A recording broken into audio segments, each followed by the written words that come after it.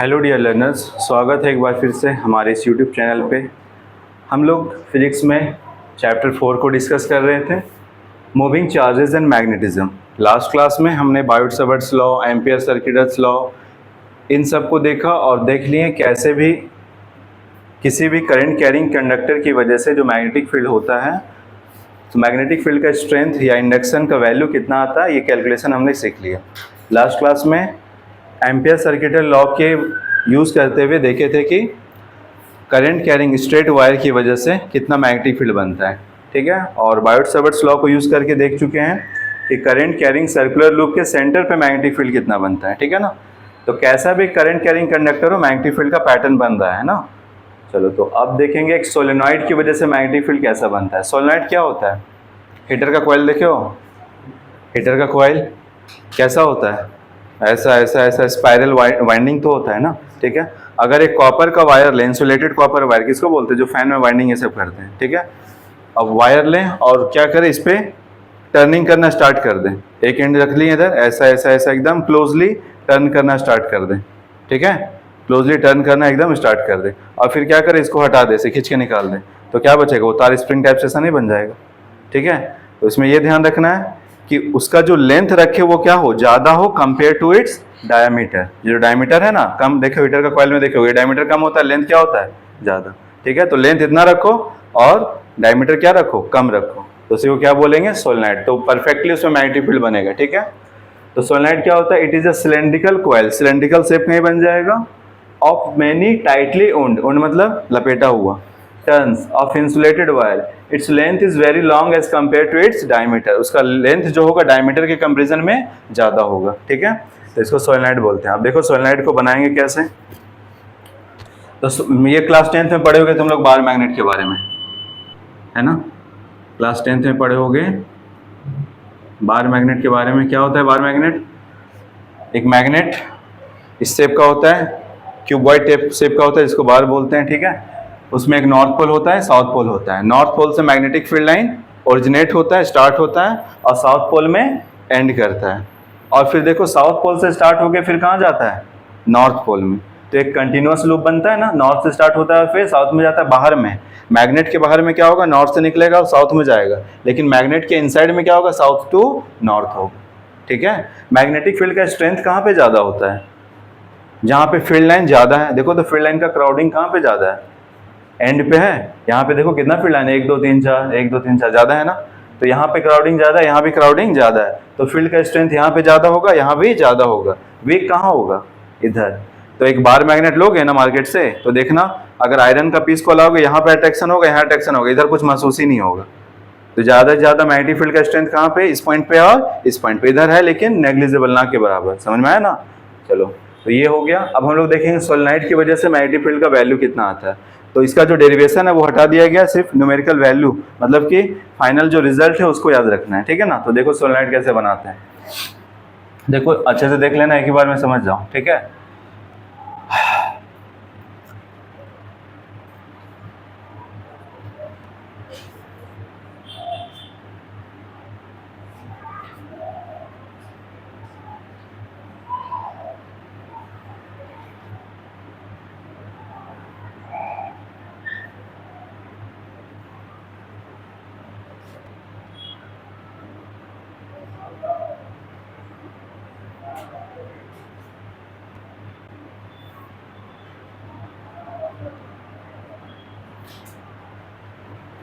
ठीक है,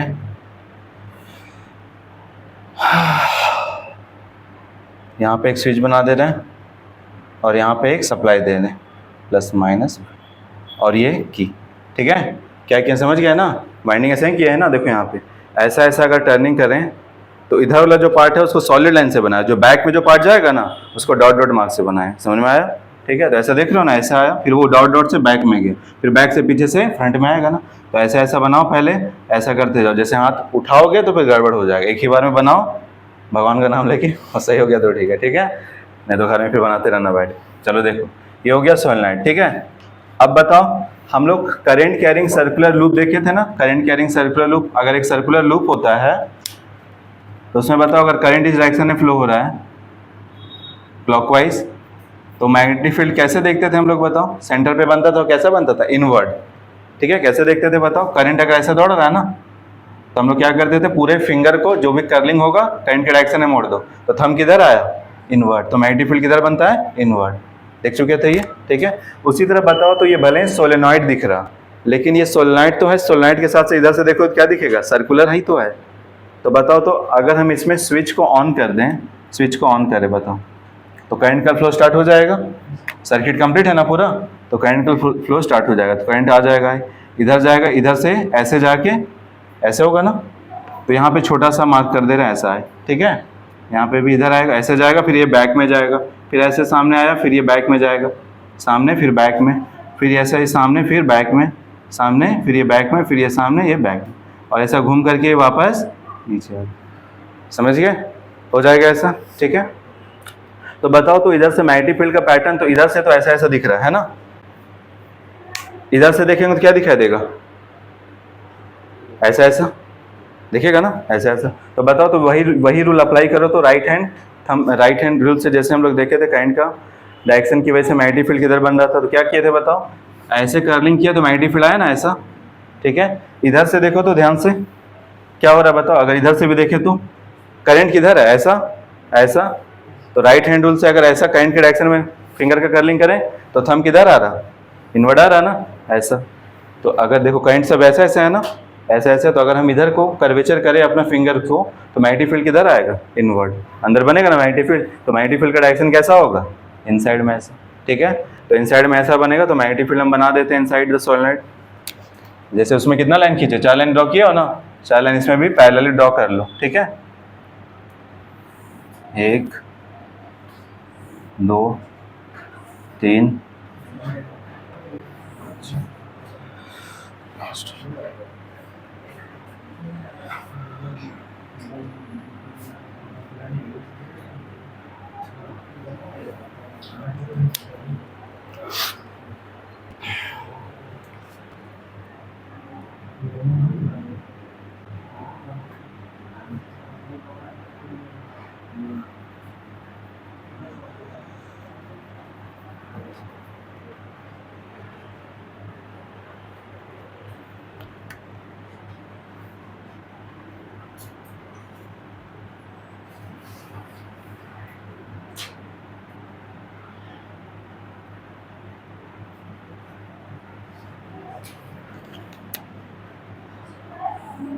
ठीक है, ऐसा ड्रॉ कर लिया।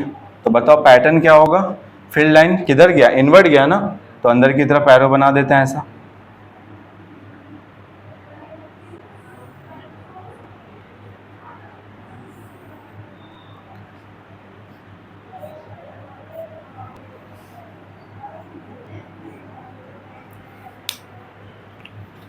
तो फील्ड लाइन अंदर की तरफ जा रहा, तो बताओ अगर कर्वेचर ऐसा किया तो फील्ड लाइन किधर आया, उधर आया ना। तो कभी भी ये तो हो गया मटेरियल पूरा, ये सोलेनॉइड का इंटरनल पार्ट है ना, और बाहर वाला पार्ट कौन हो गया, इधर। तो अगर बार मैग्नेट से कंपैरिजन करें, तो मैग्नेटिक फील्ड जिस पॉइंट से बाहर निकलता है वो पॉइंट कैसा बिहेव करता है, नॉर्थ पोल की तरह। तो देखो तो ये पूरा एक समझ लो बार मैग्नेट ही है, और फिर इस पॉइंट से निकलेगा ना मैग्नेटिक फील्ड, अगर इधर ऐसा जा रहा है तो ये पॉइंट कैसा एक्ट करेगा, नॉर्थ पोल की जैसा। ठीक है, और इधर से मैग्नेटिक फील्ड इधर आएगा, ये इधर आया, और फिर फाइनली यहाँ पे एंड करेगा, टर्मिनेट करेगा, तो ये कैसा बिहेव करेगा, साउथ पोल की जैसा। और इनसाइड द मैग्नेट क्या हो रहा है, मैग्नेटिक फील्ड कैसे जा रहा है, साउथ टू नॉर्थ जा रहा है। समझ में आ गया, लिख लो।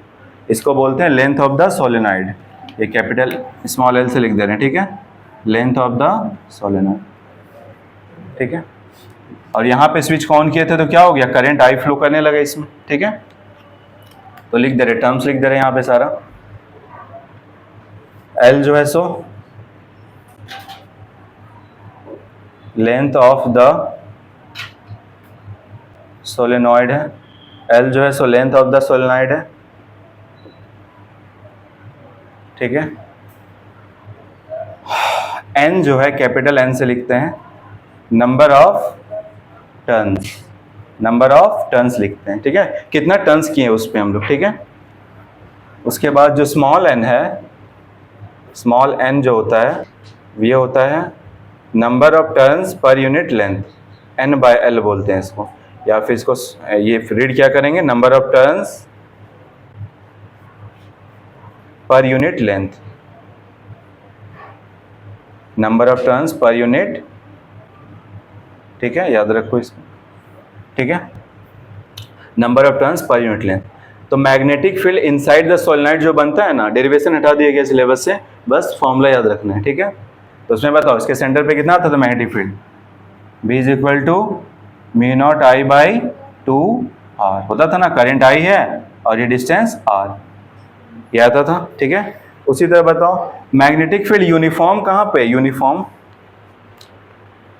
इनसाइड द सोलेनोइड, और इधर देखो तो नॉन यूनिफॉर्म है, यहाँ पे ज़्यादा फिर इधर कम, फैलता हुआ कम हो गया। यूनिफॉर्म देखो तो हर जगह हर एक पॉइंट पे मैग्नेटिक फील्ड क्या मिलेगा, इनसाइड द सोलेनोइड सेम मिलने वाला है, क्योंकि सब सारा फील्ड लाइन क्या है, पैरेलल बना हुआ है, ठीक है। तो magnetic field inside the solenoid जो होता है, magnetic field induction inside the solenoid, solenoid के इनसाइड जो मैग्नेटिक फील्ड होता है वो होता है B is equal to mu naught n I, ठीक है। तो याद रखना है B is equal to mu naught n I, समझ गए। म्यू नॉट क्या हो गया, परमेबिलिटी, ठीक है। क्या है, अगर ये टर्निंग किए थे तो क्या था वहां पे, इसको तो हटा दिए ना, सिर्फ कॉइल बच गया तो एयर ही है ना, तो एयर का वैल्यू कितना होता है, permeability of free space 4 pi into 10 to the power -7। N क्या हो गया, नंबर ऑफ टर्न्स या number of turns per unit length, per unit length. Per unit length का क्या मतलब है, नंबर ऑफ टर्न्स मतलब बताता है कि टोटल टर्न्स तुम कितना किए हो, ठीक है। अब पर यूनिट लेंथ मतलब बताता है 1 मीटर के लेंथ पे कितना टू टर्न हुआ है, समझ में आया ना। तो पर यूनिट लेंथ लेना है, नंबर ऑफ टर्न्स दिया रहेगा तुमको सवाल में, लेंथ भी दिया रहेगा, तो डिवाइड करके पहले स्मॉल एन का वैल्यू फाइंड कर लेना है, समझ गए, ये कर लेना है, ठीक है। चलो लिखो इसको। चलो अब देखते हैं ग्राफ क्या वैसा बनेगा, मैग्नेटिक फील्ड और डिस्टेंस का ग्राफ, ठीक है। देखो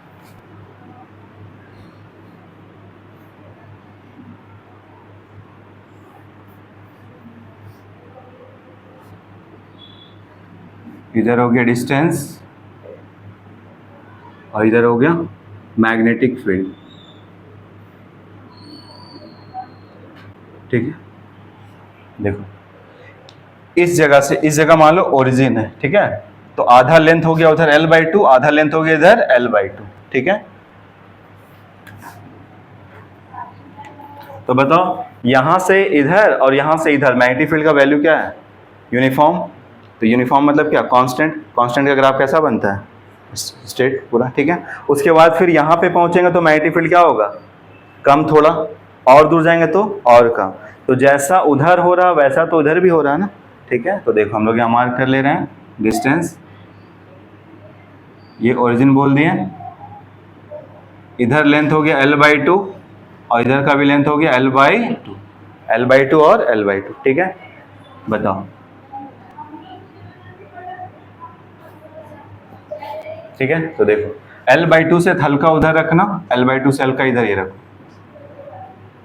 इनसाइड द सोलेनोइड बताओ, अगर तुम उधर भी जाओगे चाहे इधर भी जाओगे, मैग्नेटिक फील्ड का वैल्यू हर जगह क्या है, सेम। एंड पे पहुंचोगे ना तो एंड पे मैग्नेटिक फील्ड का वैल्यू क्या हो जाता है, हाफ हो जाता है, लगभग जो सेंटर पे है ना इनसाइड द सोलेनोइड है उसका हाफ। तो L/2 पर पहुंचने से पहले ही क्या करो, हल्का सा डिक्रीज करना शुरू कर दो और ऐसा इधर ले, उसी तरह इधर डिक्रीज करना शुरू कर दो और ऐसा इधर ले, ठीक है।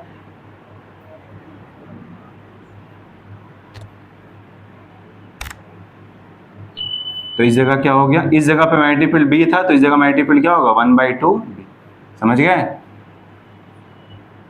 ठीक है। बना लो एंड पे क्या हो जाएगा, मैग्नेटिक फील्ड L/2 हो जाएगा, जो सेंटर पे L/2 पे मतलब एंड पे क्या हो जाएगा मैग्नेटिक फील्ड हाफ B, और जो सेंटर पे इनसाइड द सोलेनोइड है वो मैग्नेटिक फील्ड कितना है, B। तो देखो जैसे ही तुम यहाँ से इधर मूव कर रहे हो, मैग्नेटिक फील्ड का वैल्यू जो भी है, मान लो 5 था तो 5 ही रहा, 5 ही रहा, 5 ही रहा, यहाँ तक, यहाँ से इधर। फिर जैसे एंड पे पहुंचे मैग्नेटिक फील्ड का वैल्यू घट के क्या हो गया, 2.5 समझ लो, और फिर जैसे ही इधर आओगे और डिस्टेंस इधर बढ़ते जाओगे तो मैग्नेटिक फील्ड और घटता जाएगा। तो जैसा उधर पैटर्न है वैसा इधर पैटर्न। अब B का वैल्यू क्या होता है, म्यू नॉट एन आई, बना लो, ये ग्राफ याद रखना है और न्यूमेरिकल वैल्यू जो है, एक्सप्रेशन जो आया है, ये याद रखना है, ठीक है। चलिए नोट करके एक दो पॉइंट लिखो, ठीक है।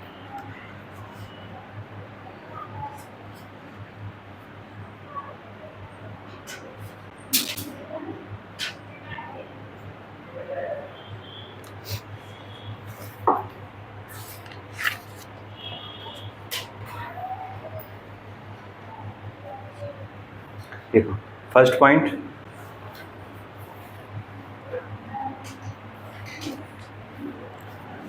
Inside the solenoid,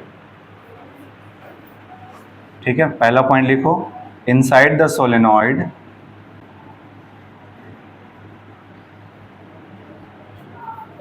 magnetic field is uniform, magnetic field is uniform, ठीक है। सोलेनॉइड के इनसाइड में मैग्नेटिक फील्ड क्या होता है? यूनिफॉर्म होता है, ठीक है। Second, outside the solenoid, outside the uniform and strong भी कर दो, स्ट्रॉन्ग होता है और यूनिफॉर्म होता है। जो भी वैल्यू होगा सब सारे पॉइंट पे एक ही वैल्यू होगा, स्ट्रॉन्ग भी होगा। Inside the solenoid magnetic field is uniform and strong, outside the solenoid magnetic field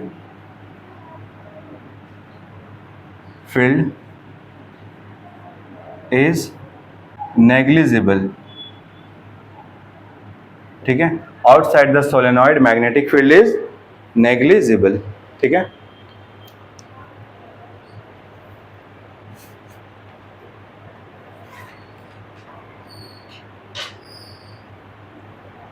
ठीक है, और थर्ड में लिखो, near the end points, near the end points, B का वैल्यू क्या हो जाता है?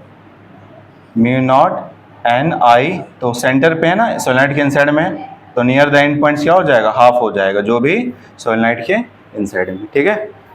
बस इतना याद रखना है इसमें, ठीक है।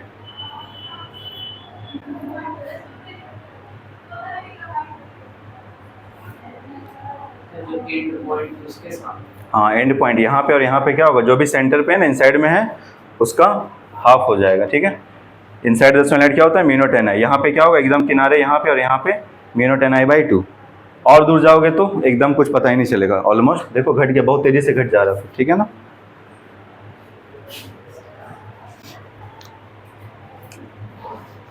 चलो एक क्वेश्चन लिखो, a solenoid of length, a solenoid of length 50 centimeter, 50, a solenoid of length 50 centimeter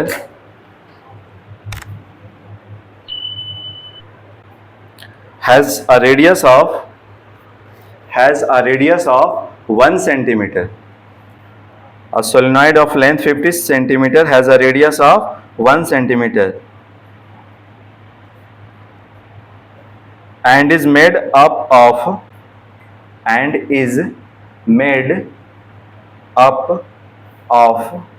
500 tons, and is made up of 500 tons. कितना टन्स उसमें है? 500 tons. Full stop. It carries a current of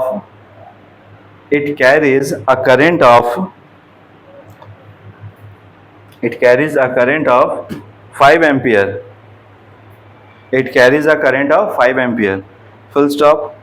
What is the magnitude of magnetic field?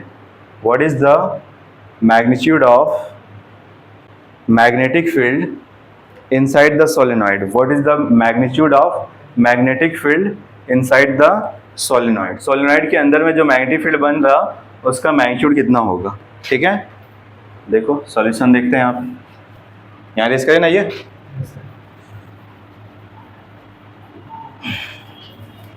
चलो बताओ क्या क्या value दे रखा है, बताओ क्या क्या दे रखा है क्वेश्चन में। सबसे पहले बताओ लेंथ दे रखा है सोलेनॉइड का, कितना दे रखा है? 50 सेंटीमीटर। बताओ सेंटीमीटर क्या स्टैंडर्ड यूनिट होता है? किसमें बदलेंगे? मीटर में। तो मीटर में बदलने के लिए क्या करोगे? 50 इंटू 10⁻⁻² कर देंगे तो ये क्या हो जाएगा 5 इंटू 10⁻⁻1 मीटर हो जाएगा ना। 100 से डिवाइड करते हैं उसी को लिखते हैं 10⁻²। ठीक है, रेडियस दिया, बताओ तो फॉर्मूला में रेडियस का काम है हम लोग को नहीं, तो बकवास दिया उसको लिखने का जरूरत नहीं है। समझ में आ गया। कुछ डेटा ऐसा भी दे देगा जिसका काम नहीं है कंफ्यूज करने के लिए। ठीक है, ये सवाल आया भी हुआ है कि magnetic field inside the solenoid किस पे डिपेंड नहीं करता, तो एक ऑप्शन दिया था रेडियस, तो रेडियस ही होगा। रेडियस पे डिपेंड करता है क्या, फॉर्मूला में आया क्या, नहीं आया। ठीक है, चलो उसके बाद बताओ और क्या दिया हुआ है। नंबर ऑफ टर्न्स दिया हुआ है ना, नंबर ऑफ टर्न्स दिया हुआ है, number of turns per unit length दिया हुआ है। हाँ, तो कितना है वैल्यू 500 है ना। और क्या दिया हुआ है, करंट दिया हुआ है, करंट कितना है 5 एम्पियर। ठीक है, करंट है 5 एम्पियर। ठीक है, और भी कुछ दिया हुआ है क्या, नहीं।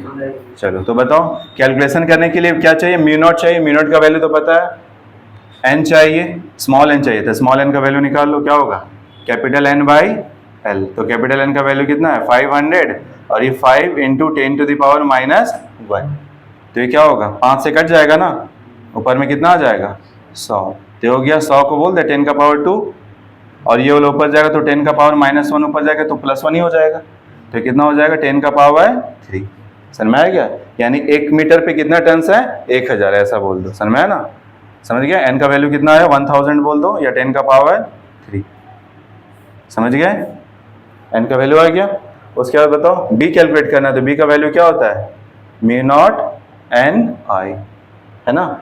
चलो वैल्यू बैठा दो। म्यू नॉट का वैल्यू देखो एंड पे पूछा है कि इनसाइड द पूछा है, इनसाइड, तो इनसाइड में क्या होगा हाफ तो नहीं ना लगाएंगे आगे। चलो एंड पे पूछता तो हाफ लगाते, इनसाइड द पूछा है तो म्यू नॉट एन आई हो जाएगा। ठीक है, तो म्यू नॉट का वैल्यू कितना होता है 4 पाई इंटू 10⁻⁻7। ठीक है, एन का वैल्यू कितना है बताओ 10⁻3। ठीक है, और आई का वैल्यू कितना है 5। चलो मल्टीप्लाई कर दो, कितना हो जाएगा 5 4 जा 20 पाई इंटू 10⁻⁻ कितना -4। ठीक है, और भी स्टैंडर्ड फॉर्म में लिखना, पूरा वैल्यू जाना इतना लिख दोगे चलेगा।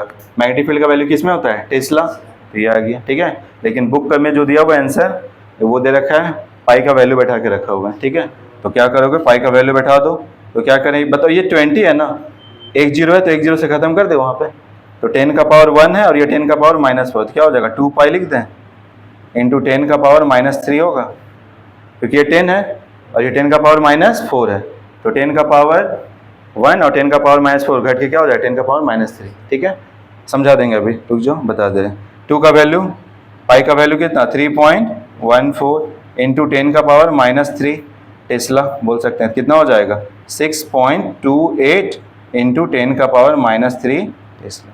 यहाँ तक भी छोड़ सकते हो, नहीं तो पूरा लिख दो। समझ गए, तो ये एनसीईआरटी बुक का एक क्वेश्चन है, समझ गया ना कैसे कैलकुलेट करते हैं, फॉर्मूला याद रखो कैलकुलेशन हो जाएगा। ठीक है, क्वेश्चन नंबर 2। ठीक है,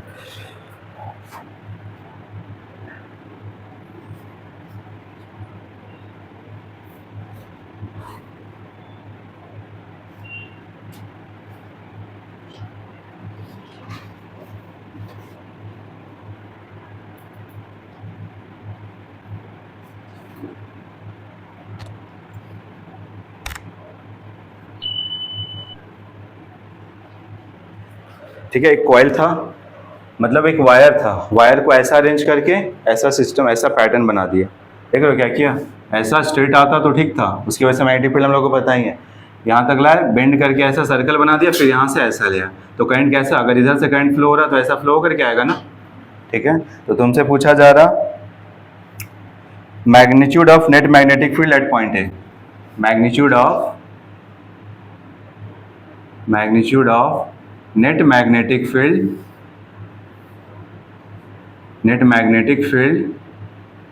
at point A।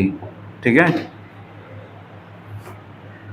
First option दिया हुआ है 0, सेकंड ऑप्शन दिया हुआ है पॉइंट O है, पॉइंट O। ठीक है,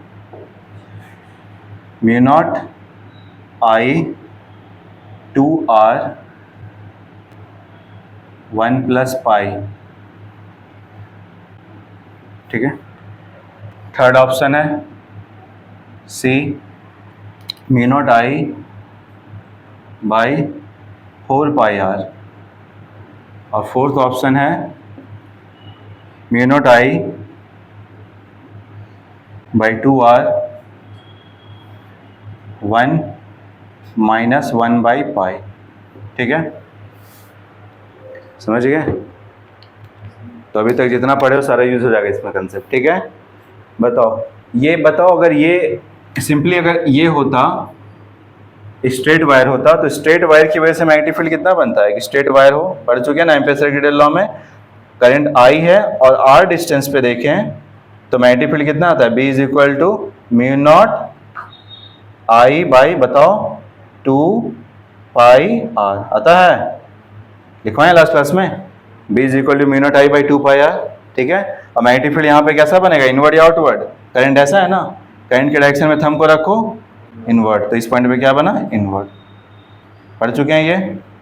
ठीक है, एक करंट कैरिंग सर्कुलर लूप है जिसमें करंट आई फ्लो हो रहा है और हम इस पॉइंट पे जानना चाह रहे हैं मैग्नेटिक फील्ड, और ये करंट आई जो हो रहा और ये डिस्टेंस आर है, तो बी का वैल्यू क्या आया इसमें, B is equal to mu not I by 2 r, ये पढ़ चुके हैं। ठीक है, तो हम लोग ये कन्फिगरेशन भी पढ़ चुके हैं, वो कन्फिगरेशन भी पढ़ चुके हैं ना। करंट कैरिंग स्ट्रेट वायर की वजह से क्या होता है, mu not I by 2 pi r, और उसकी वजह से क्या होता है, mu not I by 2 r. Direction के लिए क्या यूज करते हैं, राइट हैंड थंब रूल, जिधर करंट है उधर रख दो और फिर इनवर्ट बता देगा डायरेक्शन। ठीक है, यहाँ पे देखो करंट इसमें कैसा है, अपवर्ड, फिंगर का कर्लिंग करो इनवर्ट आ जाएगा, ये पढ़ चुके हैं। हाँ, इसमें शॉर्टकट क्या लगा देते हैं हम लोग, करंट जिधर है ना उधर ही फिंगर का कर्लिंग करो तो थंब बता देगा मैग्नेटिक फील्ड का डायरेक्शन, ये भी कर लेते हैं। ठीक है, चलो देखो यहाँ पे, तो सबसे पहले यहाँ क्या करो तुम, दो पार्ट, इसको दो पार्ट में देख लो। फर्स्ट पार्ट में समझो, ये इसको हटा दो तो ये क्या दिखेगा, यहाँ आखिर यहाँ तक करंट आया ना, फिर तो वहीं से यहीं से ना फ्लो हो रहा, तो इसको एक स्ट्रेट वायर समझ लें। ठीक है, स्ट्रेट वायर, तो बताओ इसके वजह से मैग्नेटिक फील्ड कितना बनेगा, सॉल्यूशन में लिखते हैं। ठीक है, देखो B magnetic field due to straight wire की वजह से कितना बनेगा, उसका नाम रख दे रहे B1। ठीक है, ड्यू टू स्ट्रेट वायर की वजह से, तो बताओ स्ट्रेट वायर की वजह से कैसा है, नीचे कितना डिस्टेंस है इस वायर से, बताओ, ये रेडियस है तो ये भी तो डिस्टेंस आ रही होगा ना। ठीक है, तो कितना होता है बताओ, स्ट्रेट वायर की वजह से mu not I by 2 pi are.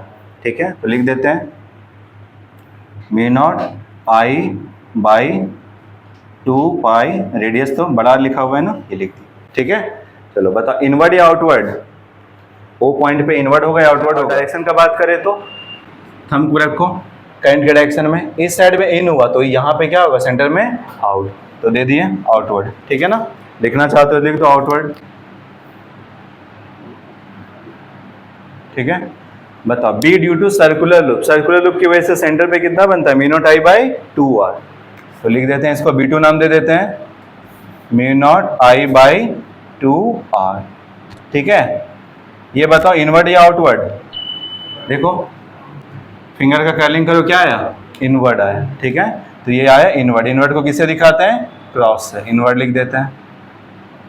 समझ गए? अब एक जाना चाह रहा है, ये बनाना चाहता है मैग्नेटिक फील्ड बाहर की तरफ और ये बनाना चाह रहा है मैग्नेटिक फील्ड अंदर की तरफ। दोनों अगर एक ही डायरेक्शन में होता तो ऐड करते हैं, और दोनों अगर अपोजिट डायरेक्शन में तो सब्ट्रैक्ट करेंगे, घटाएंगे। ठीक है ना, तो बड़ा कौन है छोटा कौन है, बड़ा कौन है छोटा कौन है, तुम यही, हाँ कौन सा, जिसमें देखो ऊपर में भी सेम है नीचे भी सेम है, बस यहाँ एक्स्ट्रा है ना पाई, तो जिसमें डिनोमिनेटर में ज़्यादा नंबर बड़ा रहे वो वैल्यू क्या होता है, छोटा। तो ये छोटा है और ये बड़ा है, तो बड़े में से छोटे को घटा दो, तो नेट मैग्नेटिक फील्ड क्या आएगा, बी नेट। तो बी नेट जो होगा क्या होगा, B2 माइनस B1 होगा, है ना। B2 का वैल्यू कितना है, mu not I by 2 r, minus B1 का value mu not I by 2 pi r, है ना। दोनों में बताओ कुछ कांस्टेंट दिख रहा क्या, mu not I by 2 r, है ना, mu not I by 2 r constant दिख रहा ना, mu not I by common मतलब कांस्टेंट है कॉमन। ठीक है, mu not I by 2 r common दिख गया, तो अगर म्यू नॉट आई बाई 2 वाले इससे बाहर ले लो तो यहाँ क्या बचेगा 1 माइनस वहाँ क्या बचेगा म्यू नॉट आई बाई 2 वाले लो कम तो 1/5 है ऑप्शन कहीं। तो बी नेट का वैल्यू कितना आया mu not I by 2 r 1 minus 1/, ठीक है, समझ गए। कौन सा ऑप्शन है 2r है, ठीक है, ठीक है। और इनवर्ड होगा या आउटवर्ड होगा ये बताओ, ये किधर है इनवर्ड, यही ना ज्यादा था, स्ट्रेंथ इसी का ज्यादा है ना, तो नेचर भी क्या होगा वही होगा, तो क्या होगा इनवर्ड, समझ गए, ठीक है, ठीक है। तो आज इतने ही रखते हैं, थैंक यू।